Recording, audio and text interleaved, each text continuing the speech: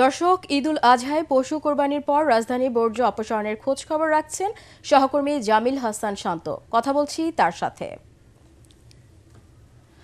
শান্ত, বর্জ্য অপসারণের কাজে কতটা অগ্রগতি দেখছেন আমাদেরকে জানান। শান্তা, ধন্যবাদ আপনাকে। আমরা বর্তমানে অবস্থান করছি ধানমন্ডির একটি ময়লা যেখানে রাখা হয় সেখানে। এখানে দেখতে পাচ্ছেন এখানে কিন্তু বিপুল পরিমাণে ময়লা বর্জ্য কিন্তু সকাল থেকে এখানে আসছে। বিভিন্ন এলাকা থেকে কিন্তু বর্জ্য এখানে অপসারণ করছে। আজকে ঈদের দ্বিতীয় দিনের মতো কিন্তু বর্জ্য অপসারণের কাজ চলমান। সিটি কর্পোরেশন আমাদেরকে বলছেন তারা যে 72 ঘন্টা যে সময় সরকার তাদেরকে দিয়েছে, সেই 72 ঘন্টার মধ্যেই কিন্তু দুই সিটি তারা পরিষ্কার পরিচ্ছন্নতার যেই পরিকল্পনা রয়েছে তাদের সেটিতে কিন্তু তারা তৎপর রয়েছেন। আজ সকাল থেকে আমরা দেখেছি দুই সিটি কর্পোরেশনের প্রশাসক কিন্তু বিভিন্ন স্থান পরিদর্শন করছেন এবং কাল রাতে আমরা যেটা দেখেছি কিছুটা সমস্যা হয়েছে। কাল রাতে যে সকল কোরবানি বিকেল নাগাদ যেগুলো কোরবানি হয়েছে সেগুলোর বর্জ্য কিন্তু আমরা রাস্তার পাশে পড়ে থাকতে দেখেছি।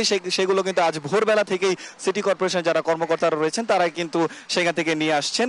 বর্তমানে দেখছেন এখানে কিন্তু বেশ জোরসোরভাবে সিটি কর্পোরেশনের কর্মকর্তারা কিন্তু বর্জ্য অপসারণের কাজ চলমান চালিয়ে যাচ্ছেন। আরেকটি সমস্যা আমরা রাজধানীতে দেখতে পেরেছি, সেটি হচ্ছে যে সকল অস্থায়ী হাটগুলো ছিল সেগুলোতে কিন্তু এখনো যে বর্জ্য অপসারণ কিন্তু করা হয়নি, সেগুলোতে এখনো বাঁশ রাখা আছে এবং কোরবানি যে বর্জ্যগুলো রয়েছে, গরুর যে বর্জ্য, সেগুলো কিন্তু এখনো ওইখানে রয়েছে, যার কারণে এলাকাবাসী কিন্তু চরম ভোগান্তিতে পড়েছেন।